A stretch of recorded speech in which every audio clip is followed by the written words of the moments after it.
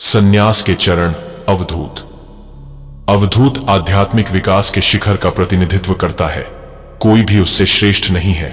अवधूत का अर्थ है वह जो अमर है, अक्षर है और जिसने सांसारिक बंधनों को पूरी तरह से त्याग दिया है।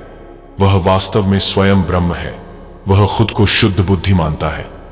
वह मानव जन्म की 6 दुर्बलताओं से बेखबर है, अर्थात दुख, मोह, बुढ़ापा, मृत्यु, भूख और प्यास। उसने प्रायोगिक दुनिया के सभी बंधनों को तोड़ दिया है और एक बच्चे, एक पागल या भूत प्रेत से ग्रस्त व्यक्ति की तरह स्वतंत्र रूप से घूमता है। वह वस्त्रों के साथ या बिना वस्त्रों के रह सकता है। वह किसी भी धर्म या संप्रदाय का कोई विशिष्ट प्रतीक नहीं पहनता। उसे सोने, भीख मांगने या स्नान करने की कोई इच्छा नहीं होती। वह अपने शरीर को शव के रूप में देखता है और सभी वर्गों से मिलने वाले भोजन पर निर्वाह करता है। वह शास्त्रों या वेदों की व्याख्या नहीं करता। उसके लिए कुछ भी धर्मी या अधर्मी, पवित्र या अपवित्र नहीं है। वह कर्म से मुक्त है। उसके इस जीवन और पिछले जन्मों के सभी कर्म जलकर भस्म हो जाते हैं और कर्तृत्व, कर्तापन और भोक्तित्व, भोग की इच्छा के अभाव के कारण भविष्य में कोई कर्म नहीं बनता। केवल प्रारब्ध, अपरिवर्तनीय कर्म जो पहले से ही काम करना शुरू कर चुके हैं, उसके शरीर को प्रभावित करेंगे, उसे बनाए रखने में मदद करेंगे, लेकिन उसका मन अप्रभावित रहेगा। वह इस दुनिया में तब तक रहेगा जब तक कि प्रारब्ध कर्म पूरे नहीं हो जाते, जिसके बाद उसका शरीर गिर जाएगा। तब उसे विदेह मुक्ति, शरीर की चेतना से परे की स्थिति प्राप्त होती है। ऐसी मुक्त आत्मा कभी देहधारी अवस्था में वापस नहीं लौटती। उसका दोबारा जन्म नहीं होता। वह अमर है। उसने इस संसार में जन्म लेने का अंतिम लक्ष्य प्राप्त कर लिया है। बृहद अवधूत उपनिषद में कहा गया है कि अवधूत को इसलिए यह नाम दिया गया है क्योंकि वह अमर है, वह महानतम है। उसने सांसारिक बंधनों को त्याग दिया है तथा तू ही वह है। वाक्य के अर्थ में भी उसका उल्लेख है। अवधूत गीता वेदांत का एक ग्रंथ है जो चरम अद्वैत या अद्वैतवाद का प्रतिनिधित्व करता है। इसे दत्तात्रेय को समर्पित किया जाता है, जिन्हें भगवान का अवतार माना जाता है। अवधूत का अर्थ है एक मुक्त आत्मा जो सभी सांसारिक आसक्तियों और चिंताओं से दूर हो गया है या उतार दिया है और भगवान के अस्तित्व के बराबर आध्यात्मिक अवस्था प्राप्त कर ली है।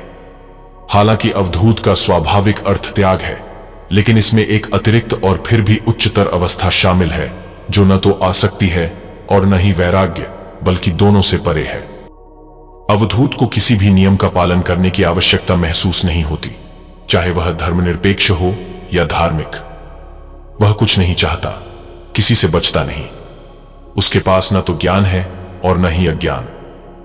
यह महसूस करने के बाद कि वह अनंत आत्मा है, वह उस ज्वलंत एहसास में रहता है। अवधूत उपनिषद मुक्तिका उपनिषदों में 79वें नंबर पर है। यह कृष्ण यजुर्वेद से जुड़ा एक संन्यास उपनिषद है जो वर्णाश्रम व्यवस्था को पार कर गया है और जो सदैव अपने आप में स्थित है। वह योगी जो वर्णाश्रम विभागों से ऊपर है अवधूत कहलाता है। कथन। अवधूतोपनिषद ब्रह्म निर्वाण तंत्र नामक पुस्तक में निम्नलिखित प्रकार के अवधूतों की पहचान करने का वर्णन है।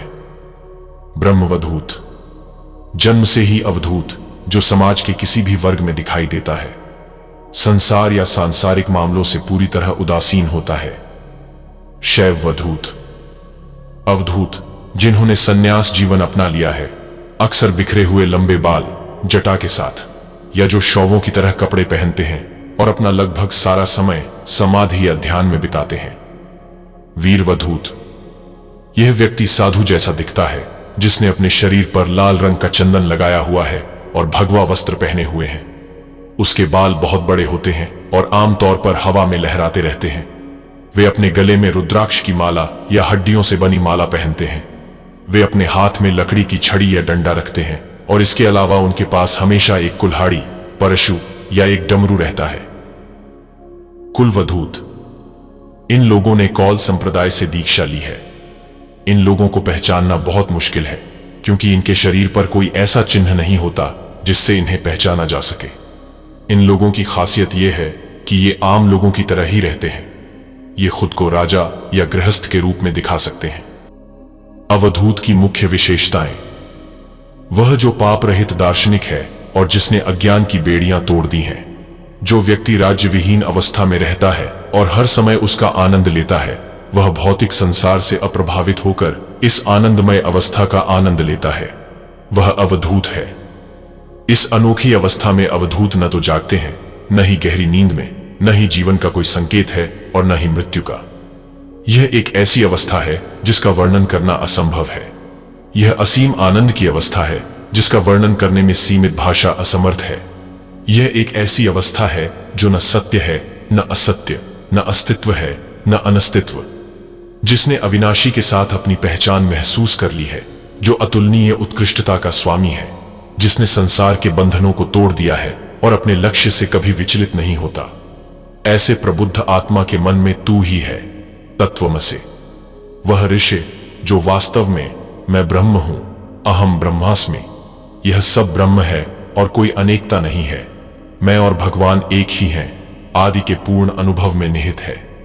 ऐसे वैदिक कथनों के व्यक्तिगत अनुभव से समर्थित वह पूर्ण आनंद की स्थिति में स्वतंत्र रूप से विचरण करता है। ऐसा व्यक्ति त्यागी, मुक्त, अवधूत, योगी, परमहंस, ब्राह्मण है। ऐसे अवधूतों की व्याख्या तो इस मुख तो की ही नहीं जा सकती। ऐसे अवधूतों को मेरा बारंबार प्रणाम है, प्रणाम है, प्रणाम है। ओम शांति विश्वम।